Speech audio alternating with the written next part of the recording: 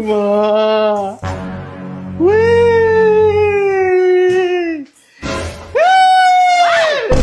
Ma!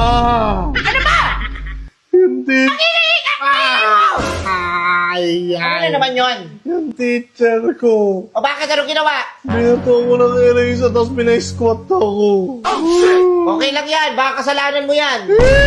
Kasalanan na magbintangan lang ako. Dito nga sa bahay, kademonyo mo. Doon pa sa school lang, wala ako. Demonyo, Wala pa yung magulang mo. Demonyo. Matigas yun. Agay. Bakit? Wala Anong ginawa ka- mo? Magbintangan ako, mag-iingay. Hindi naman ako yung katabi ko yun eh. Alam nyo kayo, napaka-aarte nyo na. Yung Charlie yun eh. Nung araw, Oh. yung teacher namin, kinukulong pa kami doon sa mitagwa ng walis. Ha? Kayo nga arte nyo, binato lang kayo ng eraser sa mukha. Tapos pina-squat lang kayo. Wala kang gagawin, hindi mo puntahan. Ba't ko pupuntahan?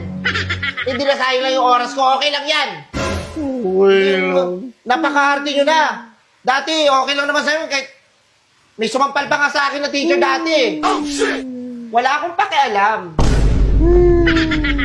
Hindi ko sila sinusumbong sa magulang ko. kaya mo lang puntahan eh. Siguro ampon mo lang ako. Ampon.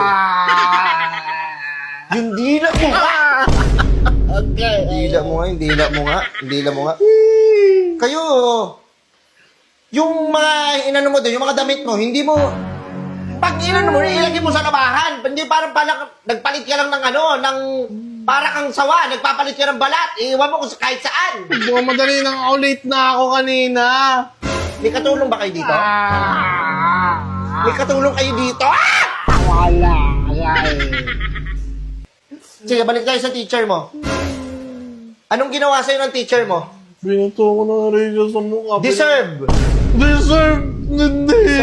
Deserve eh. Dati. Ha? Kinukulong pa kami sa taguan ng walis.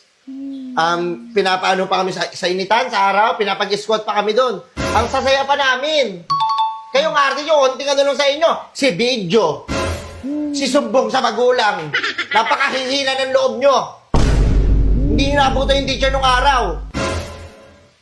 Yun yung nagpatibay sa amin. Hindi yung kada konting kibot, sumbong.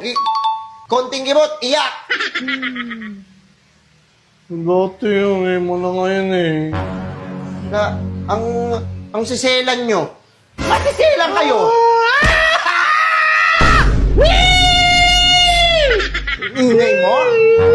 Wala. Hindi na. Diba?